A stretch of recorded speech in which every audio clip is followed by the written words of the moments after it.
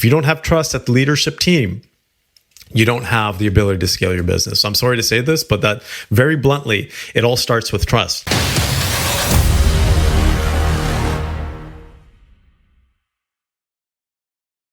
The same question keeps coming up based on a previous segment that I did in regards to scaling your business and the importance of having an effective leadership team and having individuals on that team that are extremely good at what they do. And the question is, well, how do you know that they're the right people for the executive team? How do you know that they're the right person to have within your organization? And I'm just going to explain from my perspective and the research that we have. And not only having the right people on our team, but also the organizations that we worked with and helped actually scale their businesses, is we look for a number of very specific things when it comes to individuals on the executive team. And this is what you want to pay attention to. First of all, we want to take a look at that person's ability to learn and grow. That's ultimately the most important thing, because if that person has the ability to learn and grow and take feedback and is inspired to learn and grow themselves, you know you got to keep her. Obviously, they need to have other skills like being able to lead teams and so forth. But if they are growing, that means that they can actually provide greater value to your business. Now, if their skill set is stagnant or not growing at the rate that you want it to grow at, your business is not going to grow at the rate that you want it to grow at. So that is important for you to realize, is that the growth of your business is a direct reflection of the growth of the individuals on your leadership team. So if they are constantly learning, if they're constantly reading, if they're constantly taking training courses, if they're constantly advancing their skill set, their industry knowledge or knowledge outside of their industry, that's how you know that you have the right person. Or I should say that's one particular skill set in relating to how you evaluate each person. There are other things that I'm going to talk about here, but their ability to learn and grow. Interestingly enough, not everybody likes to learn and grow. And not everybody has the same level or same ability to learn and grow. Some people learn a lot faster than others. And some people take a lot longer to grow their skills than others. And so you also have to be patient, if you can be patient. Now, if you say that your scaling your business is so important and you want to do it at this pace, at this rate, and you have people on your team that are not growing at the pace that you want them to grow at, then you may have to change. You may have to change out that individual and find someone new or put them in a different position.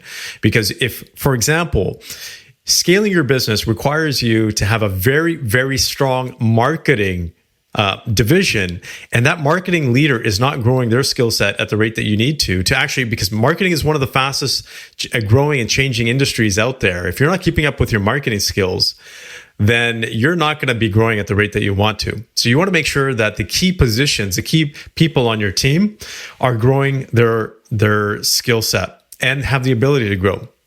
The second is, can they be creative?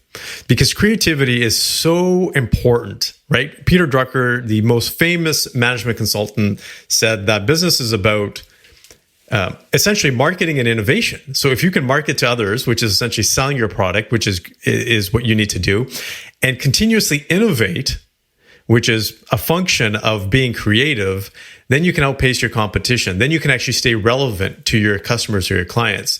But if you are not creative, if you don't have a creative executive team, then you're not going to be keeping pace with your competition, the industry, or your clients. So think of it from this perspective. Technology is growing so fast. Apple, for example, Amazon, they're industry leaders. Google's an industry leader. You're not competing with the same people in your own industry. You're competing with them. And they have the best of the best of people on their executive team. They have the most creative people. Now, you might think, well, Purdeep, I'm not in their industry. How am I competing with them? You're competing with them because as soon as one of your customers interacts with their business, whether it's doing a Google search or whatever it may be, buying a product on Amazon, they've automatically compared you to them. Their unconscious mind is taking a look at that client or customer journey and saying, they're comparing it to your business and your client or customer journey. So you are directly competing with them, even though you may not be in the same industry. So your leadership team, your individuals, one of the things that you need to assess is their creativity. Are they aware of what the big companies are doing? Are they aware of the Facebooks, or I should say Meta? Are they aware of the Googles, the Amazons, the Teslas, all those industry leaders out there to see what they're actually doing? Because that's going to impact your organization. The other thing is their ability to problem solve. Problem solve is such an underrated, but such a very important skill. Because as a CEO, I'm sure you can say, burdened by a lot of the challenges that your team members are having. And they come to you with their problems, asking you to either provide them a solution or help them in some way, shape, or form. Now, it is your job as a CEO to help them. It is your job to help them through their challenges if they're not able to identify the solution themselves. So you have to rate their problem-solving skills. Do they have the ability to solve problems? How fast do they solve problems? Are the solutions to those problems actually effective? Can they actually be implemented? Because a lot of people come up with great ideas to solve problems, but it's not necessarily executable, which means that maybe it's going to take too long to actually put the solution in place. So you have to have options as well. Can they come up with a number of various different options as solutions to those problems? Yes, problem solving is a skill, just like learning is a skill, just like creativity is a skill. All of these things are skill sets. If you think that someone has an innate ability to do something, yes, they may be gifted in some way, shape, or form. For example, some people are just gifted with gab. They're better talkers. And that's just how they grew up, or they're genetically, predispositioned to have better communication skills. But that doesn't mean that they can't be better. That doesn't mean that someone else who isn't great at gabbing, or great at the gab, I can say, can't develop a sales skill even better than that person that's naturally suited for that skill. Everything is a skill. So if your individuals don't have that skill set, then you can actually get them to improve that skill set if they're willing, if they're able to.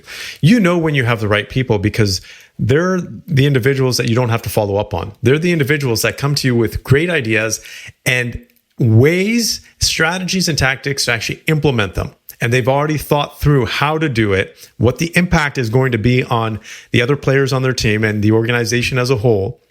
They know if it's going to disrupt the organization and how they can minimize the disruption. These are the people that you go to as a CEO to say, what do you think about this? Those are the people that you need to have on your team, because you need people on your team that can run with the stuff themselves, that can be creators themselves, that can solve problems themselves. So being independent is very important, but I'm not going to say independent to the point that they become rogue, that they're cowboys or out there doing their own thing. They also need to be interdependent with the team.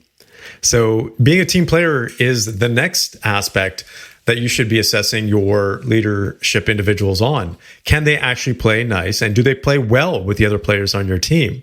Do they have shared goals? Do they encourage shared goals? This is the one thing that's actually very important. If you have someone being reluctant to committing to a shared goal, let's just say, for example, your executive team has a shared compensation model where it says you get X amount of salary, but for every X million of dollars in additional revenue or net profit, I would always do net profit because that's a good measure. You're going to get X bonus or X commission or X stock, whatever it is, X share that you're going to allow them to have as an executive team. And it's all shared. Now, some people are going to be saying, well, that's not fair. I do more work than the other people. But that's where you really see the team players, because team players will come together and say, how do we work? How do we crush this as a team? How, if I know, let's just say I'm an operational VP, and I know that the sales VP is working day in and day out to really get the job done, to get the sales done. Well, then I should really figure out how I can help that person to maybe alleviate some stress, some workload, or maybe how I can step up my game to really help them hit their sales strategy. That's when you know that you have team players. If someone is cringing at a shared goal or at a team goal, there's a number of reasons for it. It could be because they don't have trust in their team members. Maybe they don't believe that their team members are going to pull their weight. So you have to be careful about identifying that, because if they are not confident that their team members can do their part, that's not having trust in your team members and your team players. If you don't have trust at the leadership team, you don't have the ability to scale your business. I'm sorry to say this, but that very bluntly, it all starts with trust. If I'm looking across the table, the executive table, and I see a person that I know can get the job done, that has a character to get the job done, and will do it on time, and will help me get to my goal as well, that just makes me that much more inspired to get the job done. That's the type of environment that you need to have within your executive team.